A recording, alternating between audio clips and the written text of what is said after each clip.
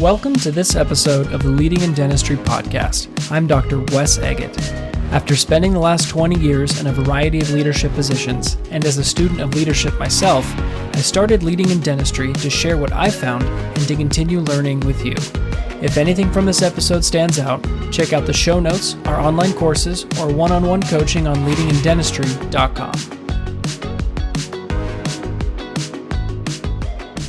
Welcome back to another episode of the Leading in Dentistry podcast. I'm Dr. Wes Eggett. For those of you new to the podcast, I'm a practicing associate dentist just outside of Denver, Colorado, and started Leading in Dentistry to help develop the leadership skills of each team member in the dental office, not just the business owner. And today we have a legend in dentistry, Dr. Richard Lowe. Welcome to the podcast. I've been following you forever, and I am so excited, so honored to have you on and to chat a little bit about your experiences in dentistry. Thank you. Thanks for having me on your show. It means a lot. And we were talking before that you heard some of my early podcasting days when it was pretty bumpy at times, and it continues to be pretty bumpy. And I'm an open book, so I'm excited to talk about all the stuff and my opinions on leadership in dentistry. I think it's so cool that you're starting this. I think it's amazing that you're focusing not just on the doctor. You know, you've been doing this, I think, for about a year now, right? So I've been out of the Army for a little over a year, but Cool. I did my 4 years through HPSB. Yeah. So graduated 2019. So going on six more. Let's go. Let's go. Let's do it. Cool.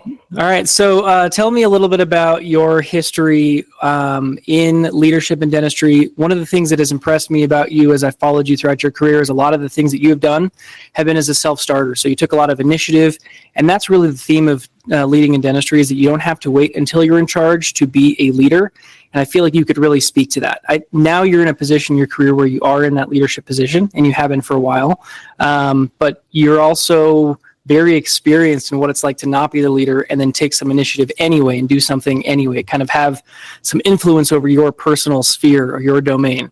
Could you tell us a little bit about your history, your experiences getting to where you are now? Yeah, well, and it's funny you say like you're a leader in dentistry right now, and I'm like, well, actually, I'm kind of back to being a solopreneur and like starting all over. Sure. So if anyone is interested in hearing another train wreck story, follow me on Instagram at nextlevelfathers.dmd. There's gonna be a lot of hot takes, a lot of vulnerability, a lot of calling of people out. But this actually made me think of, as you were talking, it made me think of the book I read in dental school, Never Eat Alone. Mm-hmm. Have you heard of that one or read that one at all? I've heard about it when you talked about it. Okay. So the reason I love that book, it's kind of this ultimate networking book, but not in like a, here's my business card, let me shake your hand, like type networking. It's like, how can you make real deep connections with people and serve them? And at the same, if you do that, it opens doors to you. It opens really powerful doors. And so I read that book as like a second year in dental school, and I made a list. I made a list of the people I wanted to meet and interact with in dentistry. And I reached out to them, like people teaching at Spear. Gary Takis was one of the early podcasters, and I, got to see his practice and the behind the scenes on his podcast. And then Howard Ferran at Dentaltown. Same thing. I went to his practice. I went to the Dentaltown headquarters, and I ended up pestering them until they brought me on as a student intern. And I think that willingness to go interact with people and learn from others. And I didn't have a way to really serve them other than at Dentaltown, but now podcasting is a default way to connect with really cool people and actually serve them, where it's like now they're reaching your audience, they're getting to tell their story. And so but that book for me is like a little bit part of that origin story. And maybe that would help someone who's kind of in this same, like, man, I want to do something a little bit more, a little bit different as a self-starter within dentistry. I freaking love podcasts. I never think there'll be enough podcasts in dentistry because there's so many niches, there's so many areas that people have expertise or passion for, and people burn out and they stop podcasting, and someone else has got to pick it up and keep going with it. Yeah, that's awesome. So one of the emphases of the podcast is also for the dental assistants and for the hygienists and the office managers and admin, all the way down to sterile techs. I mean, anybody in the dental office can be a leader, because if you're waiting until you're in charge, I mean, there's only one person who could do that, right? And I want to try to access the majority of the dental office does not own the business, right? Right. And so if there's so many people out there that want to make a difference and want to have some influence over their specific sphere, you've worked in a number of different dental offices and a number of different environments, including the military yourself as well. And what kind of experiences have you had with other team members who have taken some initiative, or the ones that really stand out as people who went the extra mile and did a little bit extra, or did something a little bit different? What kind of experiences have you had there, and what can you glean from those experiences to help give advice to some assistant out there who wants to make a difference when they feel like, this is my first job ever and I have no idea what I'm doing and I want to make something of this career? What would you say to that person? Well, it's interesting. As soon as you said that, I also started thinking of our coaches at Shared Practices. So, I started a podcast called Shared Practices that turned into a coaching and consulting company where we help dentists grow. We have in-person educations and seminar. But our coaching is really to take a doctor from 1 to 2 to 3 doctors, or to really maximize what's possible with one doctor. And our coaches that we have, there's some of them who started as someone at a front desk, or as a dental assistant, or as a hygienist. And they showed up differently than the other people in their office because they took on other roles. They took on other responsibilities. And over time, they end up becoming an office manager. And then they end up becoming a coach. And now they've got this amazing lifestyle where they work from home. They can help people all over the country. They have these amazing relationships with the doctors and the teams that they coach and they help. But it all went back to, how did they show up as a dental assistant? Did they shrug their shoulders and say, that's not my job, I'm doing the minimum, this is everyone else's fault? It's like, no, they looked for opportunities to do more, to help more, to serve their teammates, but then to elevate and to figure out what's next for me. Am I a team lead over other dental assistants? Am I now, the office manager? And I think if you realize what's possible for yourself and you're willing to really lean into that. I think of this one dental assistant we had, Audrey, who she just was different than all the other dental assistants because she would just look around and do stuff. She would just take ownership. She would fill in her knowledge gaps. When she didn't know something, she wasn't too embarrassed to ask and to get help. And man, I would have killed for 10 Audreys, in our office. And she had a baby. She decided she was going to focus more on that for a season of her life. But that's who I think of, is I could see her being an office manager, and I could see her being a coach to dentists, and I could see her. And you don't have to be a coach to dentists. You can go and be a speaker and educate other dentists. There's just so many possibilities. And it also makes me think, sorry, I keep talking about book here. The book, So Good They Can't Ignore You. And in that book, which is a Steve Martin quote, and it's, you need to be so good they can't ignore you. He talks about the adjacent possible of, if you look at someone who's got this kind of crazy career where you're like, how the heck did you end up there? You trace it back to where they started, and never is it, oh yeah, I knew I wanted to be in this crazy, very specific, cool job that I engineered for myself. It was never that. It was always, what am I really interested in, passionate about, and also that I'm good at, that I can continue to really lean into and get to be amazing at this opportunity right now, whatever it is.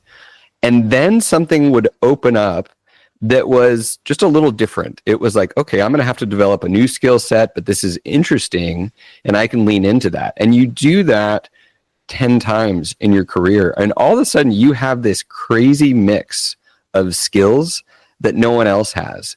And so as a dental assistant, it's maybe I can learn implants, super well, all of the workflow of implants, or I can get really good at dentures and removable, or I can get really good at helping with ortho. And maybe someday you're training and teaching that. Maybe you're still an assistant if you want to be, but then you go help one day a week at other offices train assistants on that procedure and or on how they can learn more in that. So I just see that there's way more potential. And some people look at this as an entry-level job, and some people look at this as an opportunity into a whole new world. And dentistry just has all sorts of options if you're looking for it. That's awesome. So if someone's in that situation where they feel like they want to do a little bit extra or want to just in their office, let's say that they're brand new and they're just in their first couple of months as a dental assistant, straight out of dental assisting school, or they're being trained on the job, and they don't really know where the boundaries are of what is possible and what's not possible. I feel like sometimes those people would have the most open mind to what you're saying, because they don't know how to, they wouldn't color outside the lines because they don't know where the lines are. Right.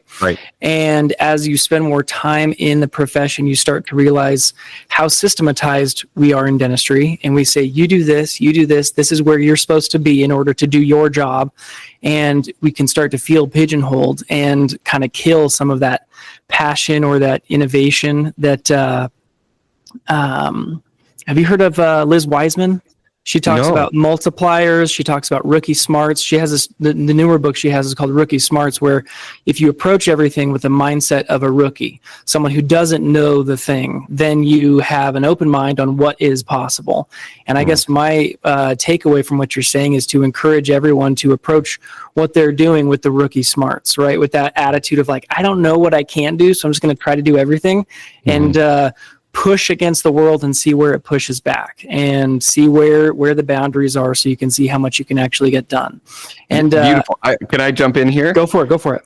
Well, I always like, one of the things I love doing in podcasts is getting concrete, because like we talk about these principles. So like, what does this look like? If you're a dental assistant, how do I actually do this? And I would say, first off, curiosity is exactly what you're just talking about. Like, I'm curious, I'm interested in learning more. And then cross-training. So if an assistant came to me and was like, listen, I feel like I've learned the back super well. I've learned sterilization. I'm to the point where I've like organized inventory. I've helped you order. I've helped build a manual of how we do things and document it so that we can train new assistants. Those are all very low-hanging fruit of things that an assistant can do. But then can you take that and say, I want to learn the front desk so that if someone is out, I can sub in. I can come, cross-train. So cross-train me in insurance, cross-train me in, answering calls. How do I answer calls really well? Cross-train me in case acceptance so that when I'm in the back and I'm like talking to patients, I can help along the process. Like, cross-train me on co-diagnosis. Like, what is the hygienist looking at? What are they seeing? And what leads patients to accept treatment. And if you keep coming back to the dentist and you're like, you keep trying to help in hygiene. You like, when you've got downtime, you go like help turn over rooms and like learn from the hygienist. No doctor is ever going to be like, no, I don't want you to cross-train. And if they are, you need to leave that office. You need to find a new workplace, because you will never grow in that office. And so that would be the very concrete version of this, is give yourself a roadmap to learn everything there is in the dental practice. Like, even go to the dentist and be like, so like, what are metrics? What are our goals? What are our numbers? And how can I help you get there? I mean, I would die if a dental assistant came to me and said that. I would just be like, who are you? Like, this is amazing. So that's the concrete version of it. And you kind of talking about the rookie side of this is what made me realize, like, okay, what does this actually look like? That's what it looks like to me. Yeah, and I think one of the things we talk about pretty much any coaching program you're ever going to go through is talk about mindset first, right? And one of the downsides about this whole project that I've tried to get off the ground with Leading in Dentistry is that the people who are very committed to the career, who have financial resources in order to pay for coaching, who have a lot on the line, those are the dentists, right? And so most of the resources out there are geared towards people who have the time, have the commitment, and can pay for it. And there's not a lot of resources out there for people who are just getting started, or who have that that initiative, but they don't have the resources or the time, or even they don't even know if this is what they're going to do forever, right? And I think that if I could give a message to the dentists out there, approaching it from the mindset of, even if this dental assistant, you don't see them being there forever, or if they have other career aspirations, looking at someone with their potential for what they want to do over the course of their life, you can help them tap into the things that they are passionate about and find opportunities to do those types of things in the office, right? So in the Army, I had a sergeant who was, the entire time I knew him, he was trying to get into flight school so he could go be a helicopter pilot. And I knew he wasn't going to be in dentistry. So how was I going to encourage him to really get the most out of his time in the Army and the most out of his time in dentistry? And so I found, what are the things that are going to apply to you as a pilot? How am I going to help you do those things now? So how am I going to teach you how to use spreadsheets and analyze metrics and get things organized on a calendar and that kind of thing? So there's a lot that dentists can do as well to help others develop that mindset, right? To be open-minded about what the possibilities and the potential is. Sorry, go ahead. No, this got me thinking of something else. First off, bum off your doctor's CE. Like, if your doctor is going to go take a course, say, can I come with you? Or if it's an online course, say, hey, can I watch that course that you just took? Whether it's practice management, whether it's clinical. So like, maybe you don't have the resources, but your doctor's going and investing in themselves. Like, just come along for the ride. And then this one might feel a little sneaky, so this is kind of a hot take, but when I talk to dental students or people in the Army in particular, I tell them to do something a little shady, which is pretend like you're interested in a specialty. So say that there's a procedure you really like. You like implants, you like endo, you like ortho, and really open your mind to, like, you know what, maybe I actually would consider specializing in this. And then go to the people in your department who are like the pros mentors or who are the endodontists or whatever, and say, you know what, I'm really thinking about possibly going into this as a residency. Could I come and learn from you? Because when, as shallow and sad as it is, a lot of specialists, if they think you're like, nah, I'm just a GP and I'm trying to learn, they like close off. They get like, no, like, that's not what you do. Like, go specialize. That's what you should do. But all of a sudden, if you are saying, I'm kind of thinking about going into this, they're trying to sell you. Now they're trying to like give you as much as they possibly can to get you in. And even if you're like in your heart of hearts, you're like, nah, I'm probably not going to specialize. Just fake it a little bit, and you can like open the door just a smidge to like, no, that's a real possibility, and maybe I would. Same thing for a dental assistant.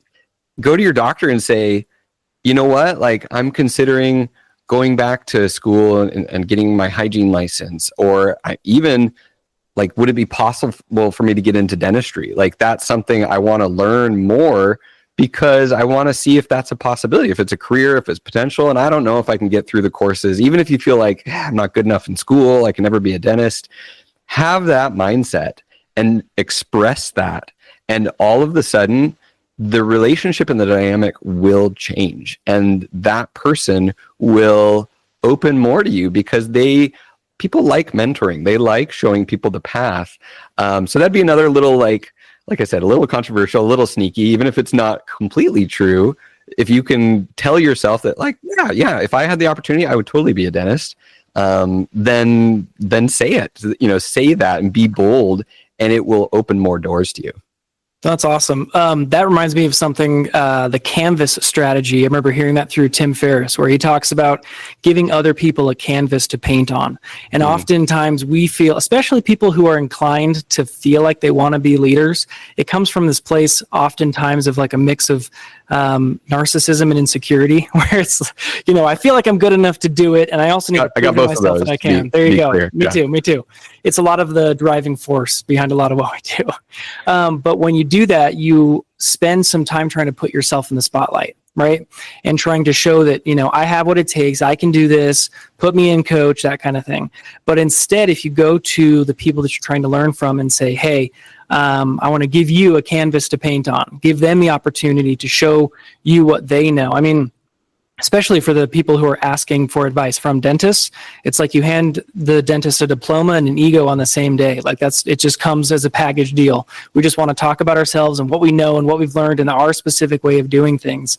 And if an assistant or anyone on the team comes to us and says, can you show me how you do this? You're going to get a lot out of that experience because you're giving that person an opportunity to shine.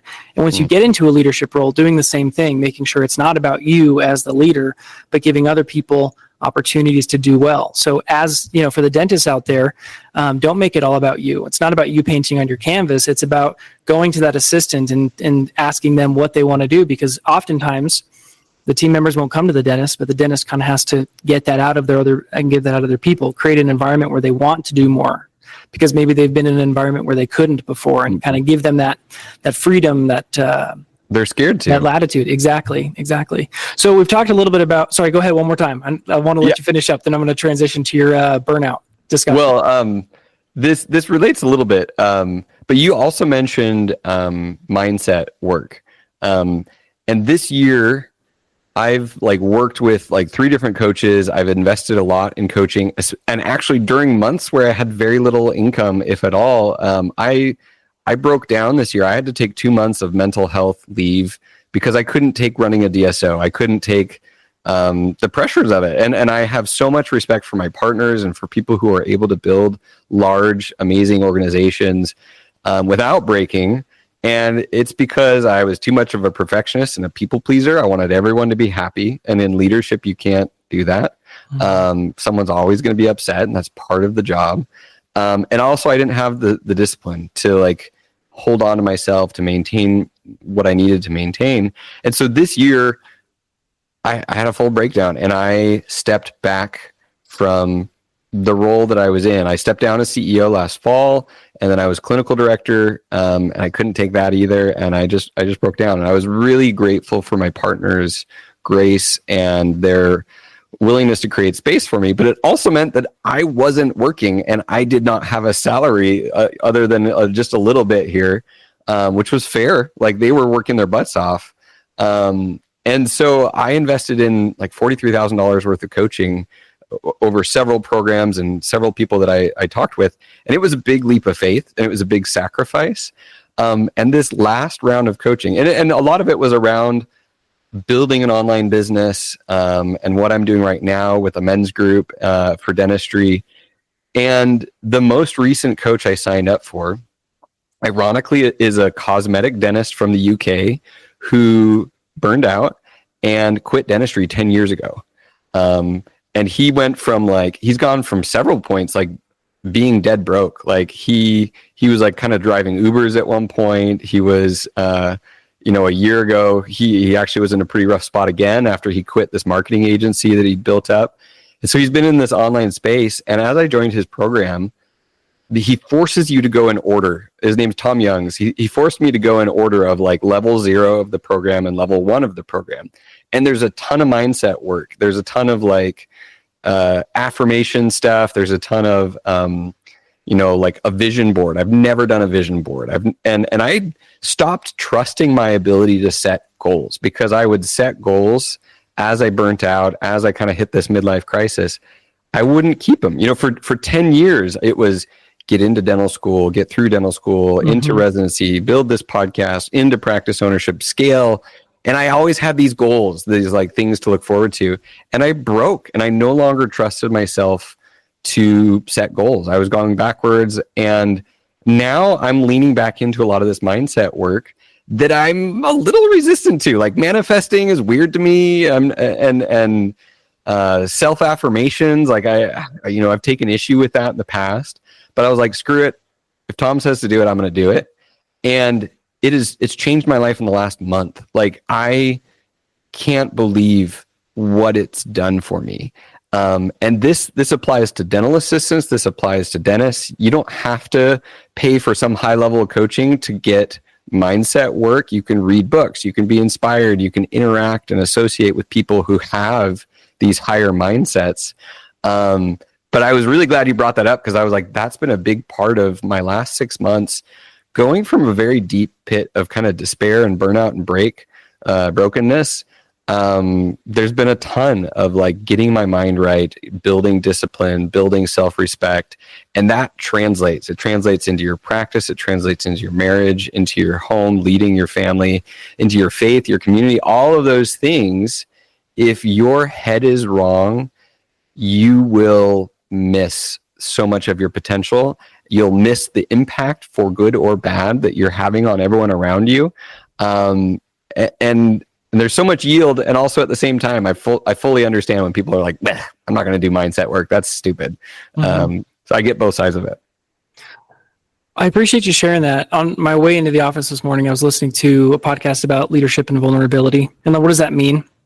And the ability, I mean, you've had this since the get-go, but the ability to just get vulnerable and talk about what's really going on behind the scenes, I think is something that sets you apart. And I think that's it's awesome to see. And I appreciate you sharing that with us, because when I am doing these discussions on leadership, I'm always talking about how to build a leader, convincing someone you can do it. You can make yourself into something that you thought you couldn't be before, and expand your idea of yourself and become that thing. But then a lot of times what happens is you reach that level of being the leader. And so we've talked a lot about so far about getting someone to the leadership point. But then when you are the leader, being able to be real about what it is that you're going through, and what are some of the struggles of leadership, and how do you handle that when you are in a position of leadership where everyone's counting on you and you have that pressure. And it sounds like that's something that over the course of last year you've had to really tackle. And so what would you say to those people, to the dentists out there, or to the assistants who feel like they're stretching themselves a little farther than maybe they thought they could go? The whole mentality out there, the Instagram hustle culture, is just like power through and do it and get through it and you can do it. And as much as we want to tell everybody you can do it, at what expense? I've been thinking a lot about extreme ownership, and it can also come across as everything's my fault, and that's not a mentally healthy space to be in. So, given your experiences with the struggles of leadership, what kind of things have you found that have been helpful for you? And taking a step back is one of those things, I would imagine, as well. But what would you say to those people who are in the grind? I would say that this is where your relationship to stress, and your relationship to failure, and your relationship to your goals. How attached are you to your ego, to your goals, to looking good on the outside, to being afraid of failing? And how much do you use shame as a motivator, like self-shame? Which my dad actually introduced me to this book called Positive Intelligence. And I was a little like, okay, Dad, like, what's this about? He used to train Crucial Conversations, which is an incredible framework for having super difficult conversations. He did that for almost 20 years. And he leaned into this new book and actually got certified, this positive intelligence framework. And one of the things he talks about in the book is the idea that we have these, saboteurs. There's 10 of them. And like, you do a test and you see what your saboteurs are. And the saboteurs are actually survival mechanisms. So when we're a kid, when we're in our family situations, like everyone's family of origin has trauma. Everyone has lessons they've learned the wrong way through poor examples. Even if our parents are trying the hardest, even we as parents, we try our hardest. We come up with these coping strategies that allow us to get through hard times. And sometimes it's like negative self-talk of just like beating yourself into submission. And the dangerous thing is that it works. Or sometimes it's the opposite of extreme ownership of like, I'm a victim, everything else is everyone else's fault. And that's how we cope with the negative things in our lives. And those strategies allow us to kind of function. But then at some point, we realize those strategies are also leading to our demise, and are the source of suffering in our life. So it's like overwhelm. What is the story you're telling yourself when it comes to overwhelm? And I've had this a lot recently. I have this with my ADHD, and that I get really overwhelmed. Email is overwhelming for me. I have like 5 email accounts, and I've just hired a new virtual assistant out of the Philippines. She just started 2 days ago. And I had, when I was CEO and when we were doing things in shared practices, I had some really great personal assistants. Some of them were dental students. Some of them were other people. But like, I was embarrassed for a long time. My wife cannot understand my like unhealthy relationship with email and communication and getting overwhelmed. And now in my mind, overwhelm is the sign of growth. It's like, if you're overwhelmed, that's good. Don't freak out about it. And I've learned to embrace messy action much more than before. Like, I used to try and, what's the perfect thing to be doing right now with my time? And I would kind of stress out, and I'd always feel like I'm making bad choices. I'm not spending my time the way I want to. And I would beat myself up about that. And that shame and that failure would spiral. And redefining our relationship with failure and dropping the shame is something I work with dentists every single day with in Next Level Fathers in my men's group, because we're doing like fitness and nutrition. I'm helping dentists get 6-packs, like fathers who are burned out, who are going the wrong way. Can we get you the most shredded you've ever been in your entire life? And use that journey, because you're going to fail. You're going to fail to hit your fitness. You're going to fail to hit your nutrition. You're going to fail in the daily game that we set up for people. Can we use that as a microcosm of deconstructing shame and learning from failure in a very safe space? So anyways, I'm now going on and on and on, but hopefully there was something there that was applicable to someone or they can relate with. No, it's fantastic. The idea of overwhelm and thinking about like what's your purpose, what am I supposed to be doing? What's the best thing I can do with my time right now? I remember asking myself that question like 15 years ago, and almost every day since then, thinking about, people talk about finding out what your purpose is, your purpose in life. But really, for me, the better question has always been, what is my purpose in this moment? What can I do to be in this moment as best as possible? And at some points, it's led to being very present and having a good experience with what I'm doing in the moment. And sometimes it's led to sense of overwhelm and burnout or anxiety where I'm not doing the best thing that I should be with this time. I had a commute for 35 minutes in dental school each way and 45 minutes in the Army each way. And I remember thinking to myself, if I just like started learning Russian or something at this point, what could I have done with that time?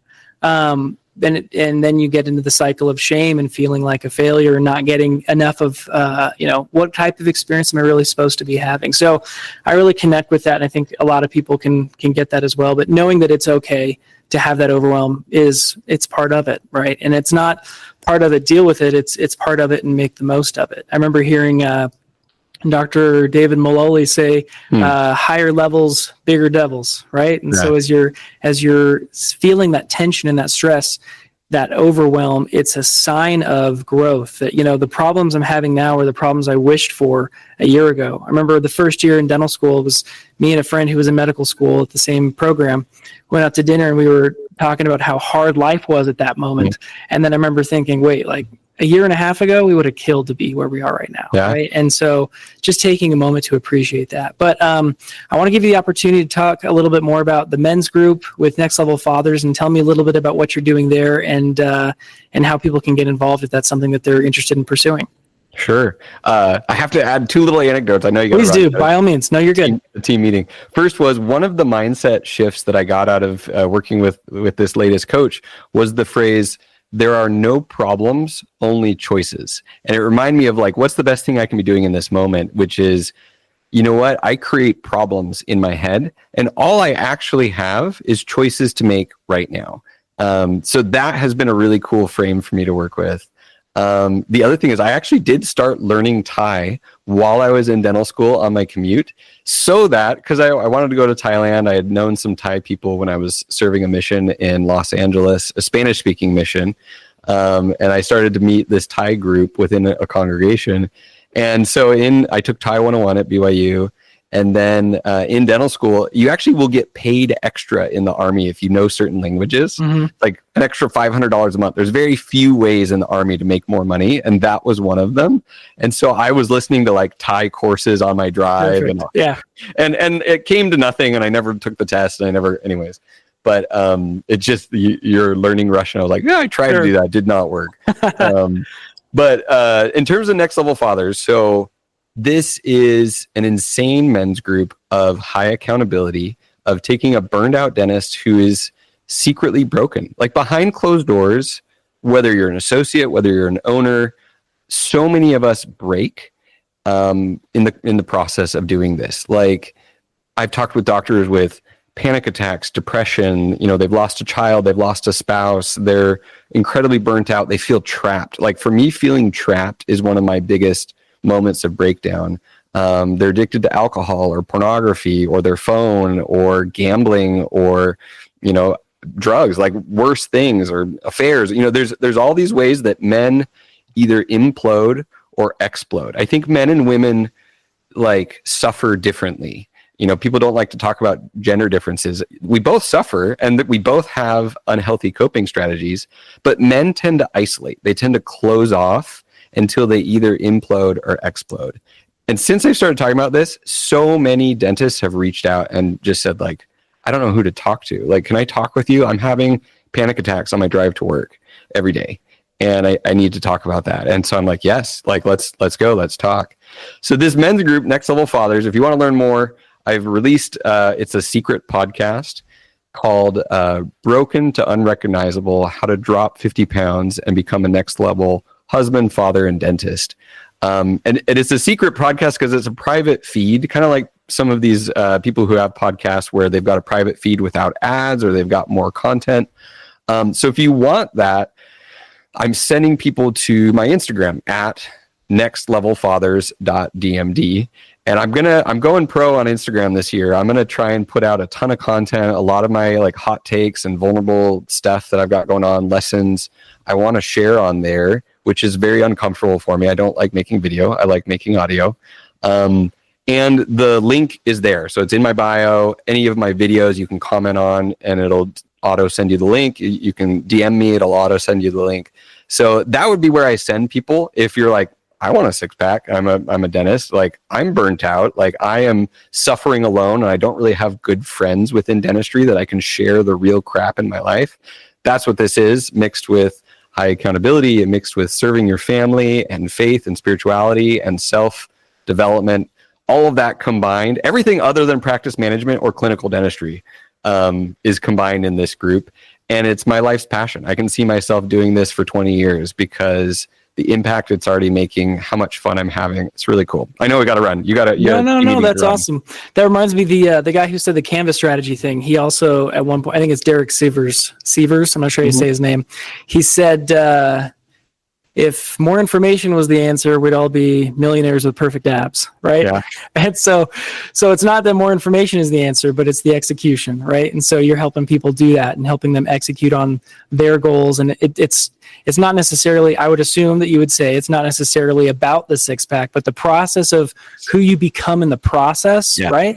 That's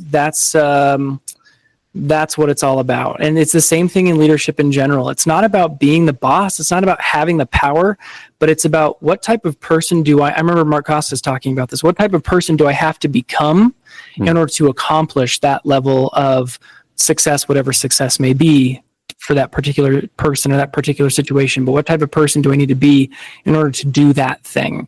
And I think that's awesome that you're giving people an outlet to do that. And it's been very motivational for me. I've listened to the Secret podcast. I started the own little daily game on my phone to start tracking the different things. So this is even people who don't join. I'm like, just listen to the podcast and freaking do it on your own. That's right. If you don't want the accountability, you can still make massive change in your life. So that makes me so happy to hear. Yeah, it's awesome. But again, I just want to say thank you for coming on and chatting about your experiences and giving some advice. I know not just me, but a lot of folks look up to you and appreciate all that you do. So keep it up. I'm excited to see where Next Level Fathers go and follow along on Instagram. Thank you. Let's do it again. Anytime you want to talk, I'll come on your show. You're an amazing host in that you're bringing out so much that I want to talk about. And that's what makes a good podcast host. So you're incredible at this and I'd love to come back anytime. So thank you. Thank you very much, man. Well, you have a good one. You too. Take care. And that's it for this episode of the Leading in Dentistry podcast. If you learned something today, please leave a 5-star review and share the episode with a friend. If you're ready to take the next step for yourself or provide leadership training for a team member, visit leadingindentistry.com to check out our online courses and one-on-one coaching.